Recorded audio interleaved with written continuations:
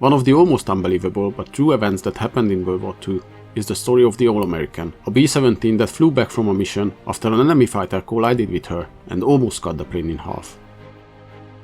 February 1st, 1943, Biskra, Algeria. B-17s from the 414 Bombardment Squadron getting ready to take off to start their journey on a mission to attack German-occupied seaports in Tunisia.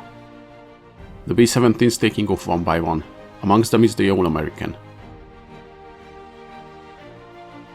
They need to fly 300 miles to their targets and back, facing enemy flak and German fighters.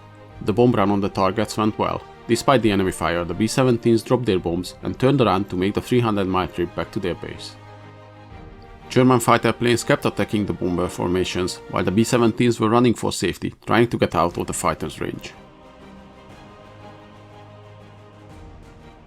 Suddenly, two Messerschmitt 109s attacked the formation from the front. The fighters dived for the leading plane, and the B-17s returned fire from all their front guns.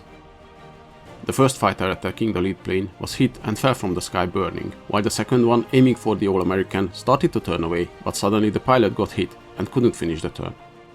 The German plane, out of control, only missed the cockpit and the dorsal turret of the All-American by inches, before its left wing collided with the bomber's tail section, barely missing the waist gunner positions.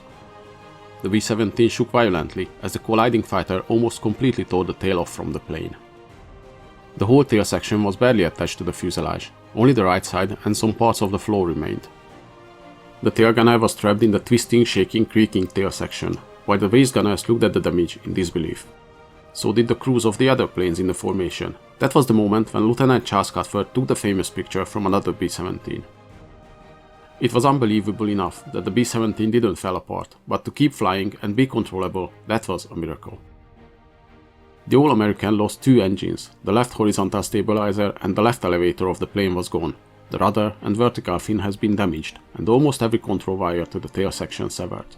The crew's only lack was that the autopilot was engaged at the time of the collision, which uses electrical wiring and servo motors instead of the wires.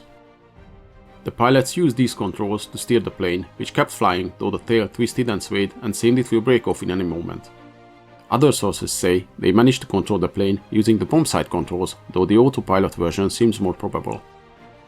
The crews from other planes watched in disbelief as the All-American kept flying. The formation, though they were out of range of enemy fighters, slowed down to protect the damaged plane.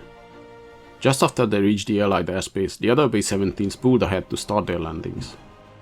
Despite all the damage to the tail section, the All-American managed to land safely, and none of the crew was seriously hurt in the incident.